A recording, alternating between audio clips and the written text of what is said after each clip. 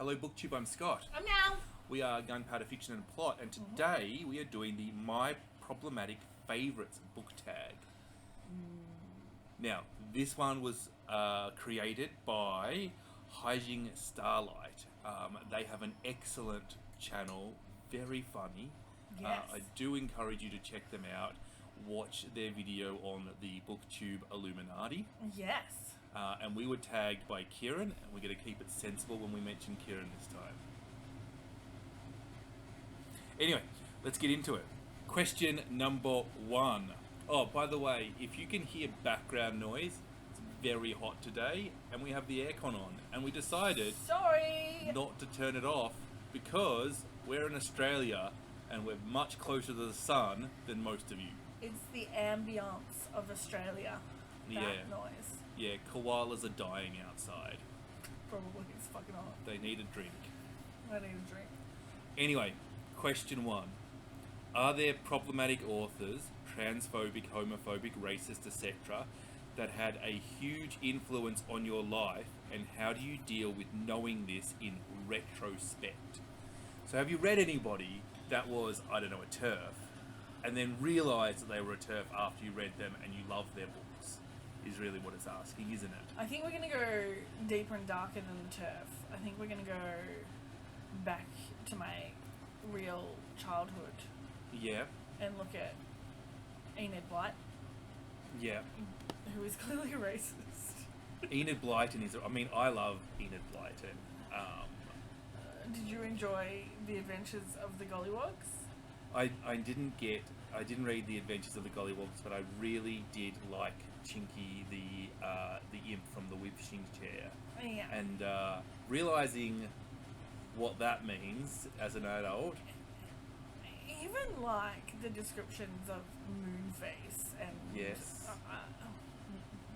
Yeah, there was some problematic stuff in there. yeah. The blatant sexism that Julian has towards George and the famous five. Yeah, I didn't read those. I did read the Gollywogs though, so you know, my Yeah. household was weird. I think you probably skipped Famous Five. See, I progressed very quickly to Famous Five and just was happy there for a long time. I don't think that matters. I think the thing is, once you realise that an author you have read in the past is problematic, you've had that moment of critical analysis. You've understood it in the context of its problems. And that is the point of acknowledging that they're problematic, is so that you can read their ideas with a brain shielded from Yeah. absorbing the bad with the good. Yes. If you know that. So, I mean, we've mentioned Enid Blyton. She is by far one of, like, she's not the most problematic children's author that we could have picked. Roald Dahl, for so example. many children's authors that are super Yeah. racist. It is such a... It's horrible. If you have children and all your childhood faves are problematic, the Mighty Girl Project has a list of awesome authors who are not only not problematic but who are, you know, affirming good things in their work. So check it out. Yeah. Yeah, I think there's other problematic authors that we've read in the past as well.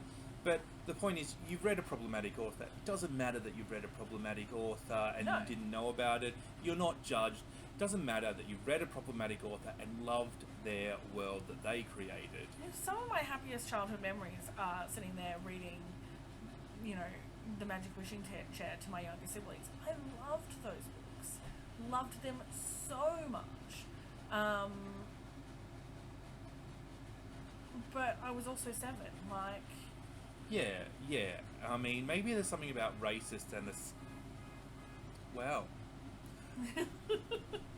Please ignore the car theft in our neighbourhood. Yeah, that only happens after sunlight goes down normally. Anyway. Yeah. And let's just cut it there and go on with question 2, shall we? Yeah. Take it as a sign. Are there authors on your TBR bookshelf or sector? Are there authors on your TBR, bookshelf, etc., who you know are problematic, transphobic, racist, homophobic, and how do you reconcile this? Well, I have a bar with my problematic authors. Like, if you're a little bit problematic, I'll read you. If you What's are, a little bit problematic? If you're kind of racist. well, see, the thing is, right, we're not just talking like, if you're racist and you've said something like Jewish people aren't people, or can be, very similar to that, Yeah. then I'm not going to read that.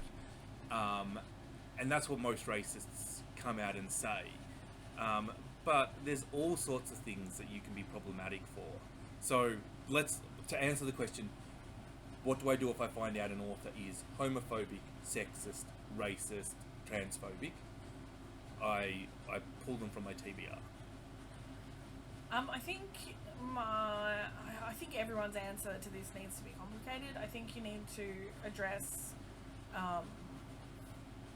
There was a time when racism was normal, and if you're reading anyone who was publishing before, a certain date in white people history, then not only are they racist, but they're probably openly racist because it was the accepted pattern of thought. Now, does that mean that you don't ever read from that time period? I think for some people it does. Certainly, reading openly racist work makes me uncomfortable and reduces my enjoyment. If it doesn't particularly come through in the work, then maybe I might ignore that for someone who's dead and buried. I think that's almost more problematic if somebody is like really racist but then didn't write about race. It's because it's not, when somebody comes flat out and they say black people should be slaves or something horrible like that, then you can just go, that's racist, and be critical about but it. it's the subtle things. I think that's the thing. You need to be conscious of who you're reading while you're reading them. So if you're choosing to ignore the fact that Charles Dickens is, abusive to his spouse, you need to, while you're reading Charles Dickens, be conscious of, hidden bias, I guess. And that's like, Charles Dickens is actually a really interesting example from somebody so long ago, because actually what is known about what Charles Dickens did to his wife is minimal, and the evidence is second-hand, and so is all abuse evidence. I mean, yes, but if it went to a court, Charles Dickens would be off on lack of evidence, but that doesn't mean he didn't do it. Our courts are terrible. Well, yeah, but it doesn't mean he didn't do it. But it also, like, you've not heard his side of the. I don't care. Like, I know, but I know you don't care. But if you were to analyze that, like, it's not. If I was to analyze it on my set of criteria, you always believe women. If there is an account from his spouse saying there was abuse. But it's not coming from his spouse, isn't it? I don't know. It's coming from William Makepeace Thackeray. No, well, then who the fuck knows? Like, I don't actually know too well, but I thought that's why Thackeray and Dickens fell out, because of what Dickens did to his wife. He tried to put her in a mental institution. I don't know, because I don't like Dickens anyway. Yeah, but it just, like, my point is that authors that old, like... Yes. Like, you're going to read a problematic but author from having that time. that conversation makes you sound a little bit like the people who are... It sounds like I'm trying to excuse him, and I'm not trying to excuse him. I'm I trying to say that there's reasonable doubt. I understand what you're saying, but a lot of the things you were saying were very ouchy to my brain.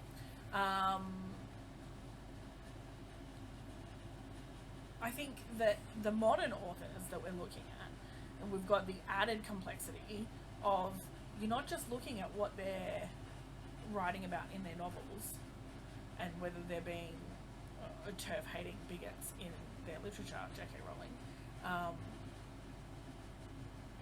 But we now have authors actively campaigning for the hatred of a group of people on Twitter and social media. I mean, to support an author or read an author or advocate for an author that is legitimately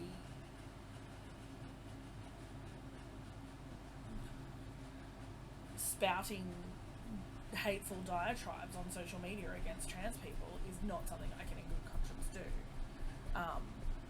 And I think that separating the art from the artist is a cop-out in that situation. You're not talking about someone who is, you know, quietly a member of the KKK and writing about flowers. You're not talking about that.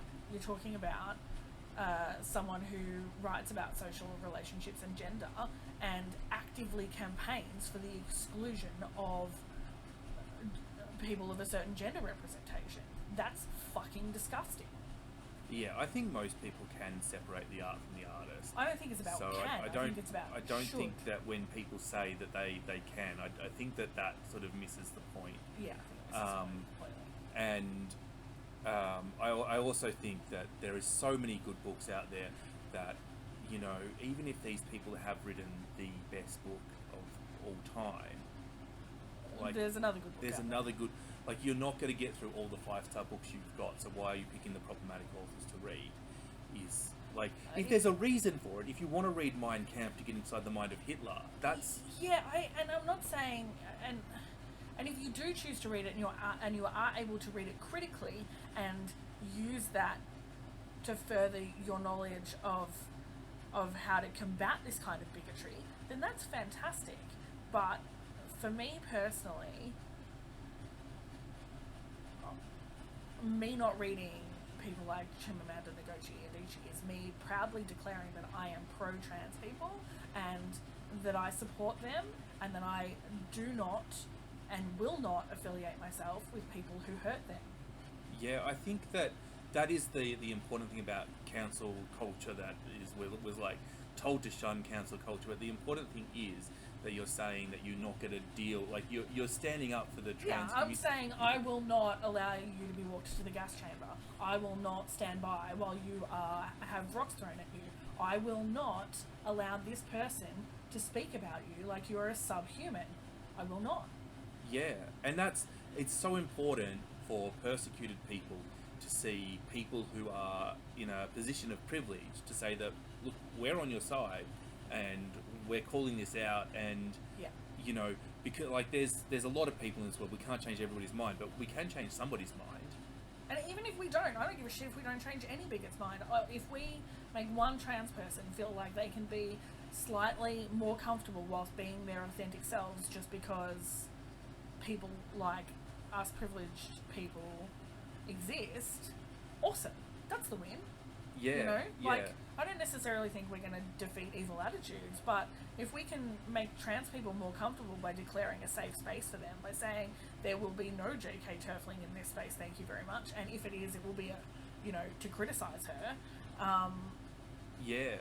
You know, I think that creates a space for people who aren't going around excluding other human beings. Exactly. Like, Exactly. It's about creating the space for people who are persecuted. That is exactly what it Yeah. is. It's not about you. It's about the people that they are criticising. we had a really lovely comment, like, yesterday or today about... Please don't say who it is, because No. I don't think they want you. Oh, sorry. I wasn't going to. Just saying, we'd put the pride flag on one of our thumbnails, and just saying that was like a beacon for them, that this was going to be a safe video to watch, and that, like, it never occurred to me that you need a beacon, because I'm so privileged in my little white hetero world, and now I'm going to stick the pride flag on everything. Everything relevant. What should happen? Everything relevant. Because I want to make all the beacons. I want to make all the hope. I want to make all the safe space. I want to go back to something that I was saying before, and I think it's a really good question to discuss it with. I'm going to bring up John Boyne. Ooh, yeah. Right. Now, I said that there were less problematic authors who are still problematic, and I think John Boyne is the perfect author for this. John Boyne is a gay man who has written a book from the perspective of the younger brother of a trans woman, trans person. Man, I think. I'm actually not sure, but let's just say the younger brother of a trans person. Yeah, okay. Right? And now in that book, the younger brother goes through a lot of anger at their older sibling because Because how dare they transition? That's but that's what happens to teenagers, and I actually think that the character is a child. And the character is a child, yeah. And that is generally seen as a positive pro-trans book. John Boyne has also... Well, John Boyne has gone to a lot of effort to make it, at least by appearance, be a collaboration with trans people. He's definitely spoken to a lot of trans people and trans organisations. He's also come out and said that he doesn't like the term cis, and he doesn't want to use the term cis, which I think is a little bit, wow. Get off your privileged titles. Yeah, but, I mean, again, I don't know how hurtful that is to trans people, but he has actually gone to some effort in the past to understand them and gotten it wrong, clearly. But this is not the same as what J.K. Turfling is doing. No, I don't agree with it. I don't like it. I'm uncomfortable that I have a Boyne book on my shelf, but I'm much more likely to read that than the Chimamanda Ngozi Adichie that I still have on my shelf. And let's put this out there further. You bought that John Boyne book from a company in Melbourne called Hare and Hyena, who are a LGBT book shop that you can buy from online. So if you're in Melbourne, or even if you're international, they're probably shipping. Yeah, they totally ship. But yeah, and just you know, LGBTQIA plus bookshelf, and so you just assume that you were good, but it goes to show you that this is still, like, you know, within the gay community, trans people are probably a minority, and it's not as simple. It's not digital. It's not binary. It's analog. There's a lot to this. So do you boycott John Boyne, who is... See, I don't really like the word boycott when it comes to this, because a lot of it, for me, comes down to interest level. Am I interested in hearing the thoughts and feelings of J.K. Rowling? No, I'm not. She's fatphobic and she's a bigot. Not interested. John Boyne, on the other hand, is much more interesting. Because it sounds like his heart's in the right place and his brain is in the wrong place. Potentially, and for someone who is words focused, like authors have a tendency to be, and someone who has been oppressed, that reclamation of power, I can understand why that would be an emotional thing, and I can sort of empathise why he might get stuck on the wrong side of that argument. I personally think that refusing to use this language is wrong, and it assumes that cis is the default, and more we realise that cis is made up. Like, it's just made up. It is one of a million options. Yeah, and and that gender is complex, and I guess refusing to acknowledge that your own gender is complex is where I can see a lot of hate stemming from, and it's definitely a red flag. Yeah, I guess, but and like you said, there's so much other stuff to read. So will I get to John Boyne? Maybe. And then I'm going to use one more example for a discussion here. So we were tagged by Kieran, and in his video he mentioned David Foster Wallace and his work Infinite Jest, which was something that I very much wanted to get to next year. Yeah. And I had no idea that David Foster Wallace was problematic. And when I searched him out, he, like, just abusive, threw his wife out of his partner out of a moving vehicle, or this, Awesome. You know, just climbed their like, just possessive, horrible stuff. Yeah. Now, the woman that he abused has said on Twitter, read his book. I don't want you to not read his book. I just don't want you to think he's a good person. Or essentially, like... I mean, I don't think she gets to make that choice for me, personally. I don't want to support abusers. Like, I don't want to.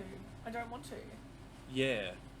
And I'm allowed to make that choice, regardless of what the victim of the abuse says. And to be honest, most victims will defend their abusers because they're trained to. But what you're not allowed to do is blame the victim for you not reading that book. No, absolutely, but I never would. Yeah, no, of course you wouldn't. But like, there's what I'm trying to say is there's all sorts of shades here, and you just have to pick something that you're comfortable with. Be aware of bias, and be aware that you should be. I think that's the number one thing. If you are going to read someone who's problematic, you have to read critically.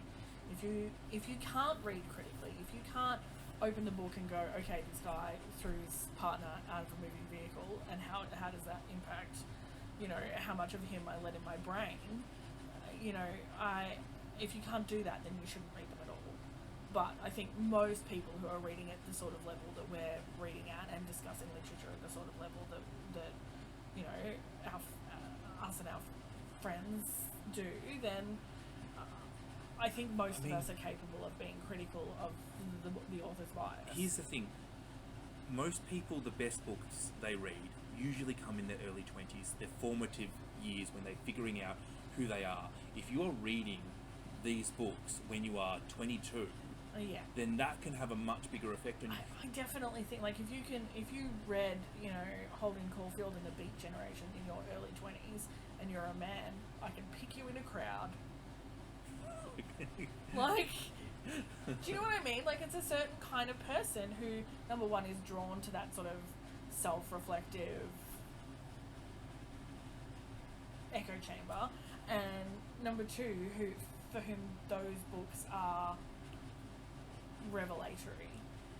Yeah, but I mean, so when you're very comfortable with who you are, when you know things like if you identify as a swinging voter, don't read problematic authors. Like, do you know what I mean? Like, oh, I feel like that's weird. Yeah. But like, when you're confident with what you think and how you treat, like, and all of those, who you are, it's something that, I mean, it's a thing that you don't know until you know it, though. Yeah, I think if you said to any 20-year-old, don't read problematic authors, you're too young for that.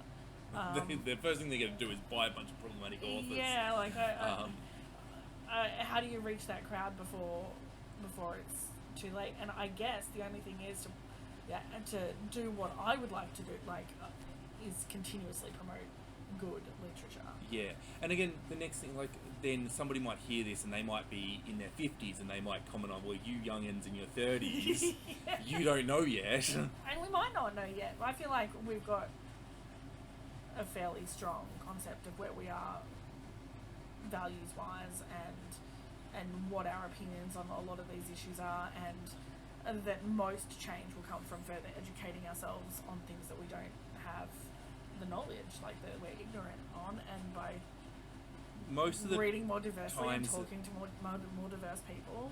Most of the times I change opinions. It's really about things that I didn't know about beforehand. It's not a change in values. It's not a change in values. It's a change in education. Yeah, but I guess we're coming from the perspective of people whose core values are compassion and, yeah, love for people. All that much. All right, what are we up to? Do you specifically research or check the backgrounds of authors you read or recommend, or even just mention regarding their politics? No, but now I feel guilty about it. Yeah, I don't either. And it's probably something we should do, but if somebody mentions somebody that I want to read, I search for them straight away. As soon as, I mentioned David Foster Wallace, as soon as Kieran mentioned him, the first thing I did is search for them. Look for more information. I watched a video by Beth Ann this morning, and she said Richard Dawkins is problematic, and I wanted to know exactly what Richard Dawkins did. I've got to say I'm doing more research on my authors in general because I'm trying to be more representative. So I'm looking for their history, their racial background, their sexuality, and when you go into, like, somebody's Wikipedia page or something. So any problems do come to the surface much more now that I'm looking, and I'm just going to have to apply that same process to people who I know are cis white, boring people. Yeah. What what does ethical consumption mean to you? It's a lie sold to you by people who want capitalism to live. But it's also the premise that we run our business on because we acknowledge that we live in a capitalist society, It is. sadly. It is. We live in under a system called neoliberalism, and it is stupid to think that people brought up under neoliberalism won't use their coin as a political bargaining chip, and that's what a lot of people It's do. They absolutely where your strongest power is. yeah. Your democratic vote is worth absolutely nothing compared to how you spend your money. Yes, absolutely, absolutely. That is exactly 100% where your power is. You know, you don't. You'd have to be blind to say that rich people are not more advantaged by our society than poor people, Yeah. and it's really clear. You'd have to be blind to look at, you know, when was the last time the US had a president that wasn't already a millionaire, and what percentage of US presidents are millionaires, and you know, it's just like those the positions of power go to rich people Because you can buy them. because you can buy them. It's the same as business. You can buy customers. That's what advertising is. Advertising completely works on all of you, all of the time, and how you get more customers is you pay for them. So the bigger businesses will always be the bigger businesses unless customers choose, or consumers could choose to diversify where they put their money. Yeah, and like you can look at how it's bought through the media, and look at countries where Rupert Murdoch is a major influence on the media, and the governments in those countries versus other countries.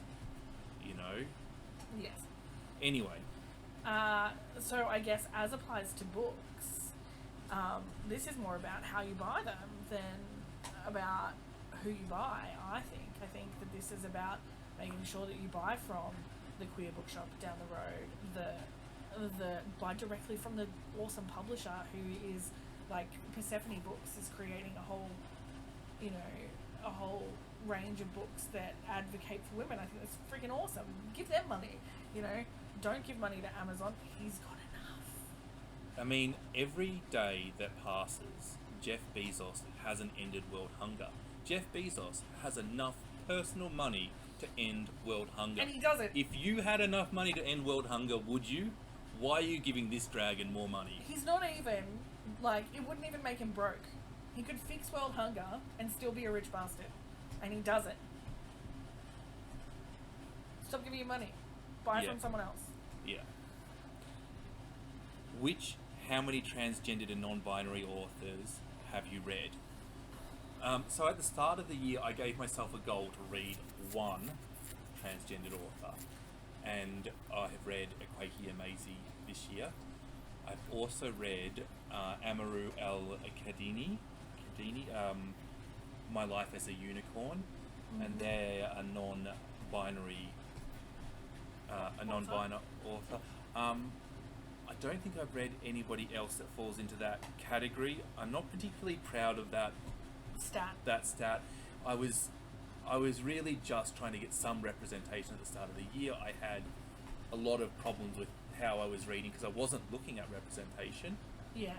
I have a whole playlist about my journey for representation in my bookshelf, which we will link in the description. But I think as far as read this year, I think I'm up to 2, which is not great. I've also read Akwaiki Amazi, and I've read Rivers, Solomon, The Deep. I think that's it. Yeah, maybe we should have had a look through our as we're just saying don't support it. Maybe we should have had a look through our Goodreads. Yeah, that doesn't give them money. Yeah, but I mean, neither does using Facebook give Zuckerberg money. But I mean, I get what you're saying. I do use Goodreads. I would love to have the time to make something better.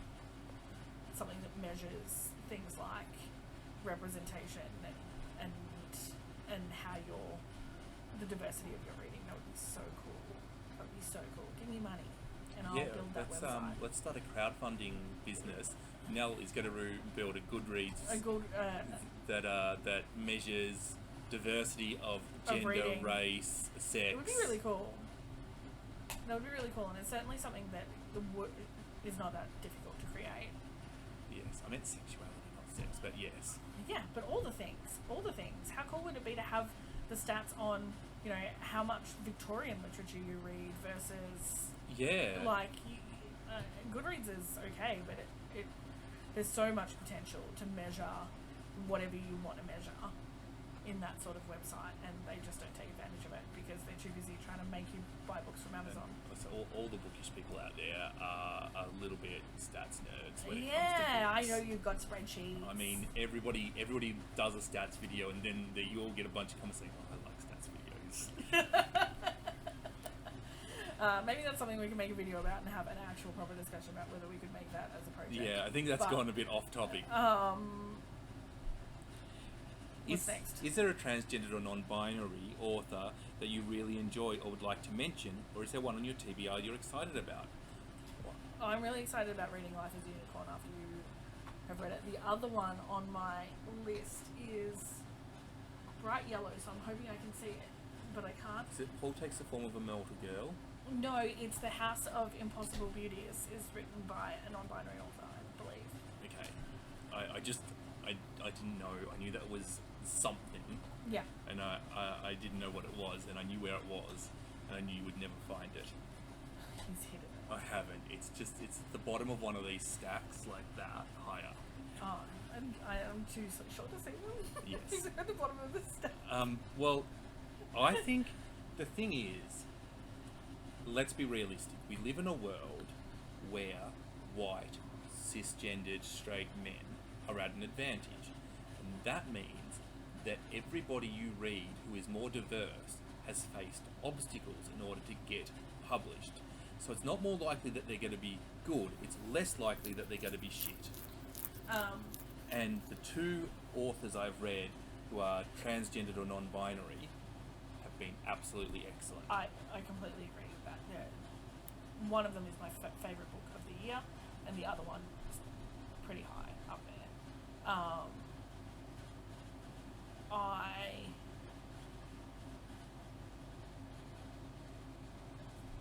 I think, yeah, I agree.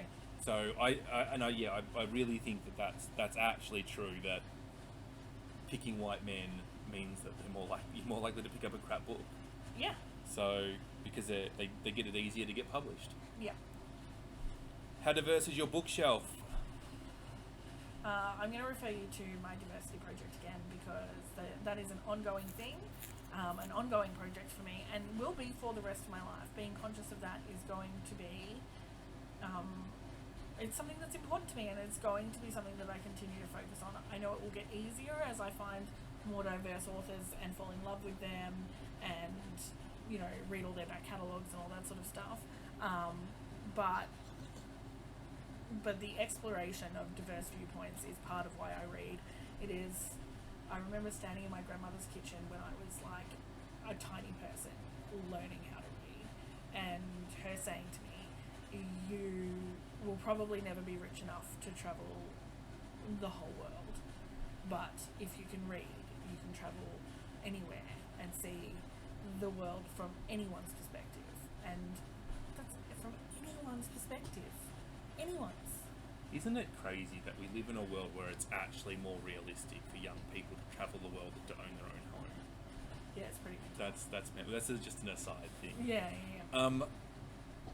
So my bookshelf is not as diverse as Nell's, but it is not diverse. As big either.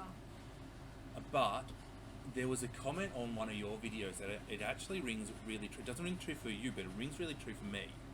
I have quite a few black authors and quite a few LGBTQIA plus authors on my bookshelf. All of them have been published recently. I have quite a few white men, all of who are dead. Yeah. And that is interesting for me. Like, I'm not picking up white men now I mean, I don't have an objection to picking up a white man now, Yeah. but I feel like I'm reserving my quota of white men for Hardy and Zola and all of the people that I love who are classic authors. Yeah. I think when we're talking bookshelf, I still have a big unhaul to do as well. I think that would fix your diversity up. You've had books that you've had since before we met that you haven't read. And which I probably... Which you got because you used to buy from op shops in boxes and not even know what you were getting, which is an excellent way to buy books, but also it really is not the best way to buy diverse books. No, and often what would happen is I would pick the eyes out and I'd read the good stuff, and at the end, the rest would just sit on my bookshelf. And also, it points out that reading diversely is actually a privileged thing that we can do because we have money. Yeah. And that people who like to op shop probably don't get a chance to read as diversely. I definitely, one of the videos that I made about reading diversely, I went to a online secondhand bookshop, and I found it possible but much more difficult to do this project about diversity when buying secondhand.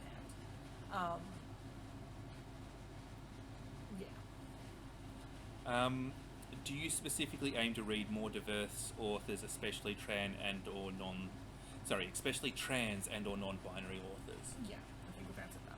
Yeah. I want to do better. Next year I want to do better than this year. And I just always want to learn more about more people who are different to me. And sort of being old enough to remember that when trans wasn't a thing, there'll be something new in 10 years that people have been discriminated against that you haven't heard of, and you want to... Yeah, you got to continually make space for the people who you've never thought of before. Yeah, and it's important. Like, a lot of people have been brought up, a lot of the younger booktubers have been brought up, and trans is just part of their culture. But a lot of older people had to go through that process of getting used to it, and you have to realise that at some point there's going to be something else that you have to get used to, whatever that is. Yeah. People who have probably always existed and we've just never acknowledged because we don't have to. Yeah. Probably, I mean, disabled people get such a terrible rep, and that is probably... Super upsetting. Anyway. Yeah. Who's some trans, non-binary and or queer booktubers or other just diverse smaller booktubers? I think we've got a few of these. I am crap with channel names, but I always remember, is it Butch Poetics, plural? Butch Poetics, they are a non-binary Norwegian. I think they're Norwegian. And so, like, even if you don't absolutely adore the way they talk about books, which would make you a crackhead, but the scenery when they go out and about in Norway is just so pretty. Oh, yeah, and their name is Amanda, and they just have the worst poker face ever. Yeah. And when they're talking about a book that they really like, you know. It's really cool. So that is the first one. So who else can I think of? I mean, when we're talking about smaller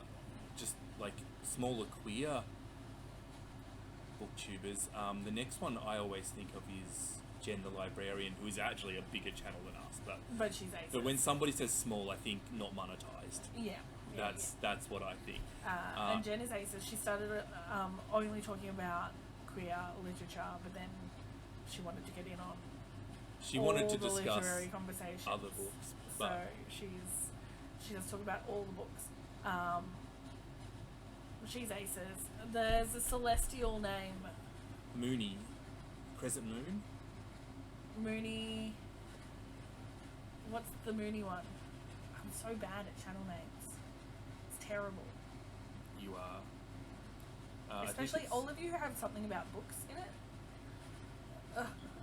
It's too hard. If you've got the word book or read in it, Nell doesn't know I don't remember your name. She doesn't. She just. Sorry. Yeah. But apparently also Moon completely throws me because I just keep thinking about Sun and Moons, who is not. She's Australian, not queer.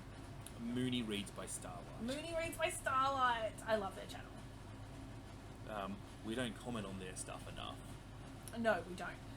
But they are very good for inclusive reading. So I often am lurking in the background of their videos, making sure that I can get some new titles on my list. And the creator of this tag, Hyejin Starlight, is a new to us channel. That's a new to us channel. There is plenty of other channels we watch that that are LGB. Yeah. Plus, I'm sort of stuck on thinking of bigger channels, and I suspect everybody knows the bigger channels. YouTube gives them a bit of a boost. I mean, maybe we should boost the bigger channels as well, because everyone needs a boost. Because booktubers are discriminated against in general as a community by YouTube. I don't know if you call that discrimination. We're basically not as cool as cat videos. Yeah, the algorithm does not favour us. Yeah, so, you know, but basically the biggest booktuber is probably not pulling in a big income as compared to some of the other channels. So, yeah. Is that a tag? That's a tag. We need to tag people. We're encouraged to tag straight cis allies. Yeah. Cis allies. I want to tag Danny Spinelli. I think her name's not Spinelli. Yeah, I mean, Danny at Spinelli speaks. Yeah, she doesn't even have book in her name. No, she knows who I mean. She knows that I don't need to get her channel name correct to love her. You do. You need to shout it out and tell everybody to try. I would like to tag Ange with an E, because I think that she needs distraction from that feud she's got going on. Speaking of feud, you're gonna tag the other part of the latest. Tag the other party in that feud, Simon, from Booktubing with Simon, or Booktube. Oh my god, Booktube with Simon. Booktube with Simon. See, I'm bad. I mean, and if you want to know some tea, check out their channel. They're at each other's throats. At each other's throats. The drama. The drama. Who else can we tag? Oh, we can tag heaps of people. We could tag, like, heaps. Let's tag Kim from Kay Becker's books. I would love to see what she has to say about this. Yeah, Courtney Ferreter, I know, will have a informed opinion. I actually think Courtney is another queer booktuber we watch. Oh, awesome. I'm not... I didn't know. I'm not 100%. He's guessing at people's sexuality now. It's been in... You know what? She's implied it in her speech, but she's never actually said it. Okay. And therefore I'm like, I'm tagging her anyway, because I want to hear her answers to these questions. And yes, we'll move on from that awkward conversation about her sexuality.